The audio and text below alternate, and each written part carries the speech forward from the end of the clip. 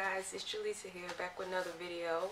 I'm here to do a review on Children of Blood and Bone by Tomi Adeyemi.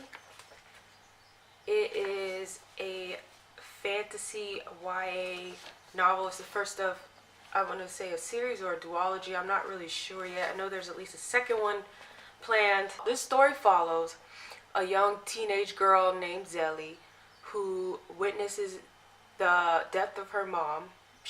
Her mother is killed by King Saren's guards, and she sees this at a very young age.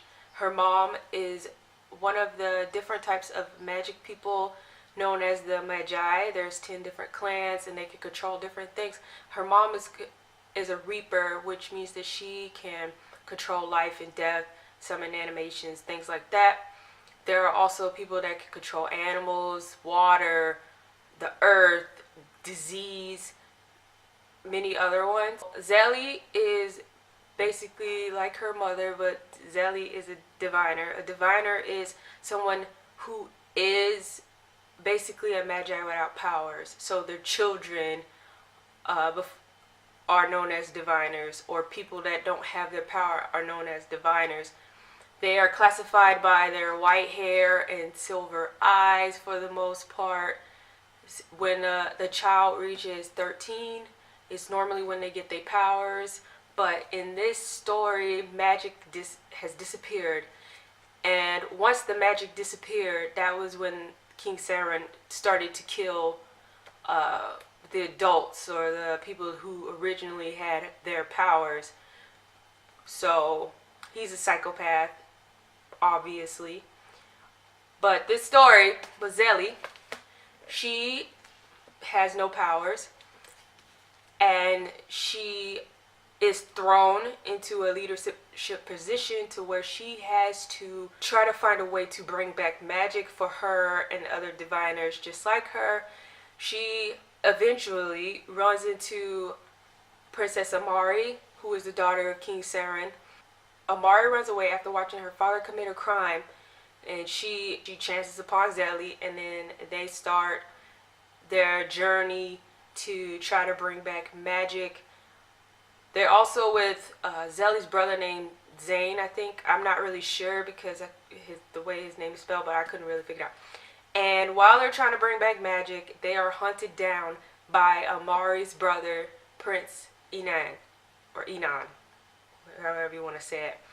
And this story is basically that. I really love this story. I'm not really into books about younger children or teenagers, but this one was great. I didn't know much about it at all when I got it.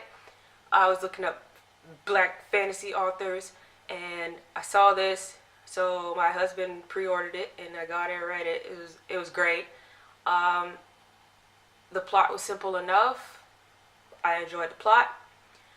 The writing was really great. I actually got really sucked in straight away, wanting to learn more about this world, wanting to learn more about these kids and their struggles.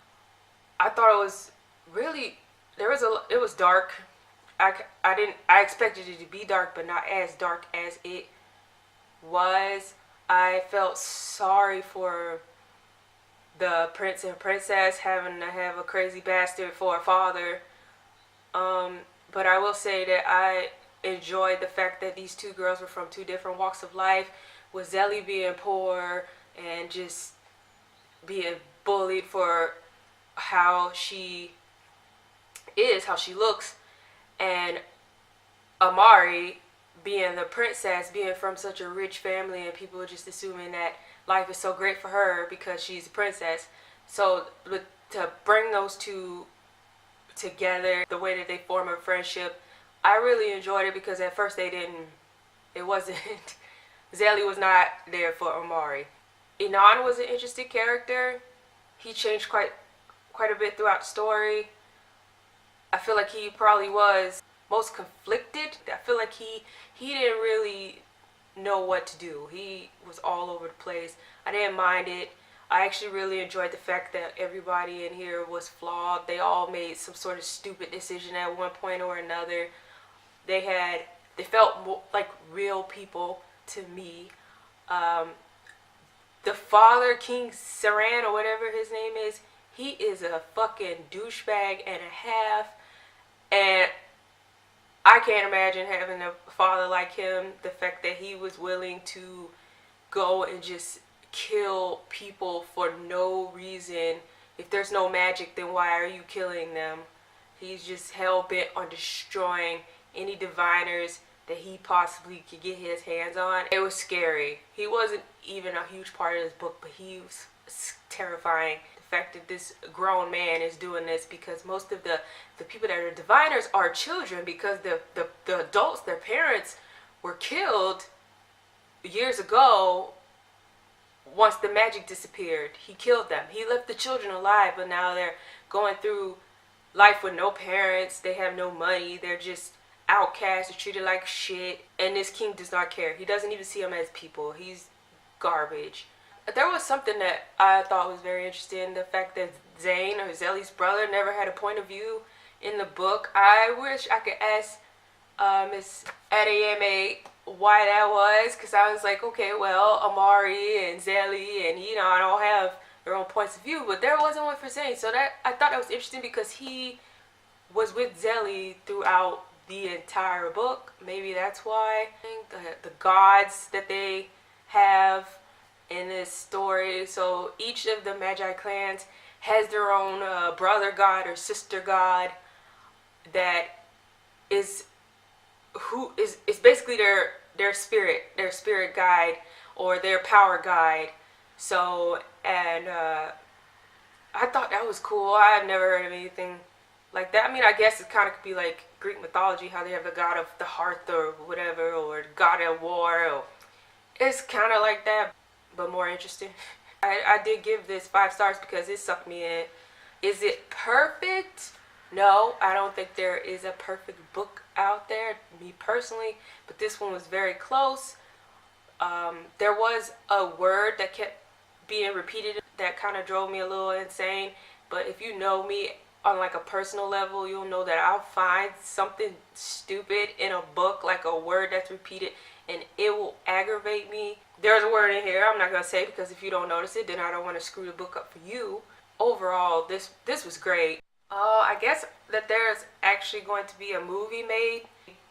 Did a movie deal or signed a movie deal before the book even came out, so that's pretty boss. I've never heard of that happening. I'm sure it does, but that's pretty cool. I definitely would be there opening night, midnight showing to watch this, because like I really did love this. So hopefully they don't fuck it up. Just saying. The ending had me shook. I don't know what the hell I'm going to do until the next one comes out. I need to know what happens. I need to know it now. So she needs to hurry up and finish the second book so that I can get it and I can continue reading it, because like I gotta know. I recommend it to anyone, especially people that like to read about African culture or want to find more books or fantasy books with black leads or black authors like I did, or like I'm interested in doing. But yeah, read it.